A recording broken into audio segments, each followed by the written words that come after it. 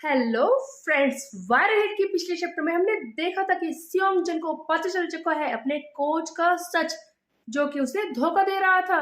उसकी मॉम पर उसकी गंदी नजर थी। इस चैप्टर की शुरुआत में हम देखते हैं कि सियोंग जन गुस्से में आकर बहुत ही बुरी तरह से अपने कोच को मारना शुरू कर देता है, जहां पर उसकी मॉम सियोंग जन को रोकने की कोशिश कर रही है। सियोंग जन बार बार चिल्लाता है कि क्यों, तूने ऐसा क्यों किया, बता मेरे साथ ऐसा क्यों किया, तू ऐसा कैसे कर सकता है, मैंने तुझे अपने डैड की तरह समझा था।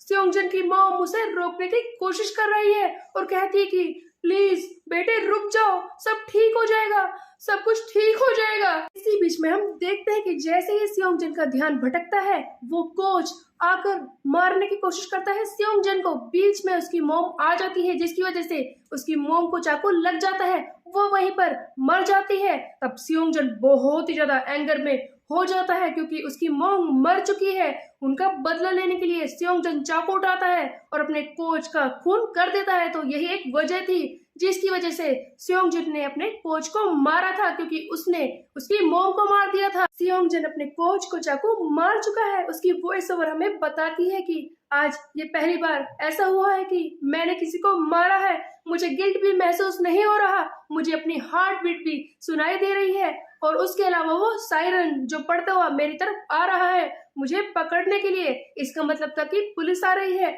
और एक और चीज जो मुझे सुनाई दी है, ऐसा लग रहा है कि कोई मेरे फ्लैश को यानी कि मेरे मांस को काट रहा है पीछे से। हम देखते हैं सियोंगजन को भी पीछे से कोई चाकू मार रहा था। ये कौन है? सो गाइस, जिस आदमी ने इस सियोंगजन को पीछे से चाकू मारा था वो कोई और नहीं है, जिसे हमने पिछले चैप्टर में देखा था। वही आदमी है, स्मॉल टाइम याकुजा का मेंबर, जिसके बारे में सियोंगजन कह रहा था कि अगर मैं एक जेनिचिरी कोरियन जो कि ये रास्ता ना चुनता रिगिंग का, तो मैं भी एक स्मॉल टाइम याकुजा का मेंबर ही बन जाता, और उसका मजाक भी उड़ा रहा था। उसी आदमी ने सियोंगजन को मारा था चाकू से। लेकिन क्या वो बदला लेने के लिए ऐसा कर रहा था? नहीं, ऐसा नहीं था, बल्कि वो आदमी सियोंगजन के पास आता है और कहता है कि सीधे खड़े रहो, तुम्हारा घाव ज्यादा डीप नहीं है, तुम्हें इससे कुछ भी नहीं होगा। और हम देखते हैं एक ट्विस्ट आ जाता है जब पुलिस आती है। तो तब पुलिस को लगता है कि इस स्मॉल टाइम याकुजा के मेंबर ने ही सियोंगजन की मॉम और उसके कोच को मारा है और सियोंगजन पर भी हमला कर रहा था। तो बेसिकली ऐसा लगता है कि इसी की वजह से सियोंगजन अपने कोच के खून से बच गया था, क्योंकि इस आदमी ने सारा इल्जाम अपने सर पे लिया था। तब सियोंगजन की वॉइस ओवर कहती है कि मैं अचानक से हैरान हो गया था कि ये सब क्या है, ये आदमी मेरे लिए ऐसा क्यों कर रहा है, और मुझे काफी वक्त के बाद पता चला कि ये एक्चुअली मेरे डैड थे। वो सियोंगजन के डैड थे। सियोंगजन इस बारे में नहीं जानता था, जो जाते जाते कह रहे थे कि मुझे माफ कर दो। और उधर हम देखते हैं कि सियोंगजन की अब हालत खराब हो चुकी है, क्योंकि इसकी मॉम जा चुकी है, वही तो उसके जीने का इकलौता सहारा थी। और वो आदमी जिसे पुलिस पकड़कर ले गई है उसका भी कुछ नहीं हो सकता, क्योंकि पुलिस को पूरी तरह से इस बात के सबूत नहीं मिल पा रहे थे कि इसी आदमी ने सियोंगजन की मॉम को मारा था। तो केस पेंडिंग में ही चलता रहता है और सियोंगजन फ्री मैन बन गया था, जिसके आगे पीछे कोई नहीं था। मैं एमलेस हो गया था, मेरे पास करने के लिए कुछ भी नहीं था। और सियोंगजन बिना एम के भटकते हुए कांटो रीजन जाकर पहुंचा था, जहां पर इसे वही गैंग मिलती है, वो गैंग बाइकर गैंग जिसे इसने पीटा था। कांटो रीजन की ये बाइकर गैंग जो कि अजूर ड्रैगन के नाम से फेमस थी, वहां पर जो अपना राज चला रहे थे। सियोंगजन गलती से इनके ही एरिया में पहुंच गया था। उनके लोग सियोंगजन से भिड़ने लगे थे और कहा था कि तुम हमारे टेरिटरी में क्या कर रहे हो, तुम्हारी हिम्मत कैसे हुई यहाँ पर आने की, तुम्हारे पास जो भी कुछ है हमें दे दो।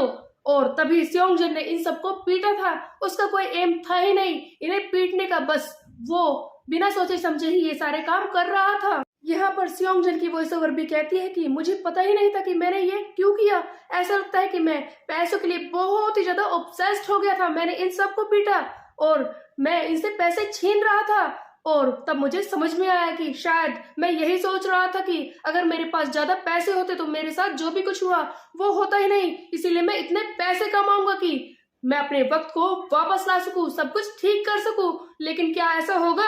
जैसे कि सियोंगजन ने इस बाइकर गैंग को पीटा था, इसके मेंबर्स सियोंगजन से इंप्रेस हो जाते हैं और इसे अपना लीडर भी चुन लेते हैं। तब सियोंगजन कहता है कि बस मुझे यही जानना है कि कितने मुझे पैसे चाहिए कि जिससे मैं खुश रह सकूं। सब कुछ ठीक कर सकूं, और मैं ये फाइंड आउट करके ही रहूंगा। और उस दिन से तब सेयोंगजन को कोई गिल्ट महसूस नहीं होता और वो कहता है कि एक जेनिची कोरियन आखिरकार एक याकुजा का मेंबर ही तो बन सकता है, इसीलिए मैं पैसे कमा कर रहूंगा जिससे कि मुझे खुशी हो। और जैसा कि सेयोंगजन एक गैंग का लीडर बन चुका था, वो सारे काम कर रहा था, सेयोंगजन भी यही कहता है कि मैंने हर कुछ किया जिससे कि मैं पैसे कमा सकूं, वो सारी चीजें की। मुझे समझ नहीं आ रहा था कि मैं क्या कर रहा हूँ। मुझे ऐसा लगा कि पैसे और खुशी आपस में कनेक्टेड है और मुझे बस पैसे ही चाहिए। और फिर एक दिन कावागुची गैंग का एक मेंबर मुझसे मिलने के लिए आया, उनका बॉस मुझसे मिलना चाहता था। आगे सेयोंगजन एक कावागुची गैंग के लीडर से मिलने के लिए गया, जिसने कहा कि मैं तुमसे जो भी कुछ करवाना चाहता हूँ, क्या तुम उस बारे में जानना चाहते हो। लेकिन सेयोंगजन पैसों से बहुत ही ज्यादा ऑब्सेस्ड हो चुका था, वो पैसे के लिए कुछ भी करने के लिए तैयार था और उसने सब कुछ किया, लोगों को मारा, बहुत सारे लोगों के साथ वो इन्वॉल्व हो गया और उसे बहुत ही ज्यादा फेमस भी बना दिया गया। सो बेसिकली गाइस, सेयोंगजन एक पूरी गैंग को रन कर रहा था, सारे घटिया काम कर रहा था, लोगों को मार भी रहा था पैसों के लिए, और इसी वजह से वो बहुत ही फेमस भी हो चुका था। यहीं से उसे अपना निकनेम भी मिला था। आगे सेयोंगजन बताता है कि मैंने बहुत सारे मर्डर्स किए थे, लेकिन मैं जूडो स्टार सेयोंगजन बाइक नहीं कहलवाना चाहता था, इसीलिए इन लोगों ने मुझे एक निकनेम दे दिया था जो कि था वराय ओनी, यानी कि स्माइलिंग गॉब्लिन। जहाँ तक सेयोंगजन बाइक की स्टोरी को सुनकर तो ऐसा ही लगता है कि सेयोंगजन बाइक की मॉम की मौत जब हुई तो उनकी कोई गलती भी नहीं थी, फिर भी उन्हें मरना पड़ा। और सेयोंगजन बाइक जिसने कुछ भी नहीं किया था, वो एक अच्छा इंसान था, उसे भी इतना ज्यादा सफर करना पड़ा, वो बुरा बन गया था, सिर्फ पैसों के लिए वो ये सारे काम कर रहा था।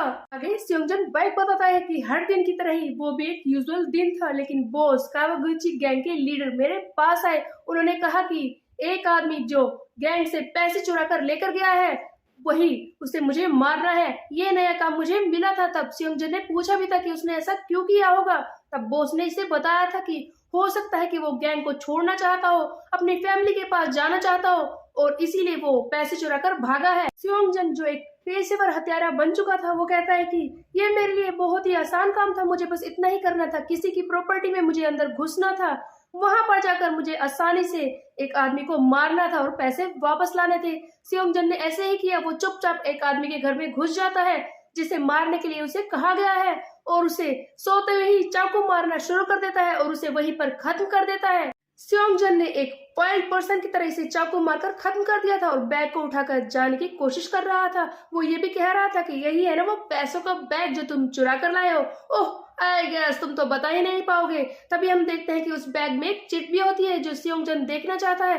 वो लाइटर जलाता है, तभी उसे दिखाई देता है कि उस चिट पर लिखा हुआ है कि मुझे माफ कर दो बेटे, जिसे पढ़कर सेयोंगजन को बहुत ही बड़ा शौक लगता है, क्योंकि वो चिट उसे पढ़कर सेयोंगजन समझ आता है कि ये स्मॉल टाइम याकुजा का मेंबर कोई और नहीं, उसका डैड ही था जिसे उसने खुद अपने हाथों से मारा है। तो बेसिकली गाइस, सेयोंगजन की अब तक की स्टोरी को देखकर तो यही लगता है कि उसकी इस हालत का जिम्मेदार वो खुद नहीं है, लोगों ने ऐसे काम किए उसके साथ कि उसे बुरा बनना ही पड़ा, और अब उसने खुद अपने हाथों से अपने डैड को ही मार दिया। उसके बॉस ने शायद जानबूझकर उसे एक काम कराया था जिसके बारे में सेयोंगजन को पता ही नहीं था।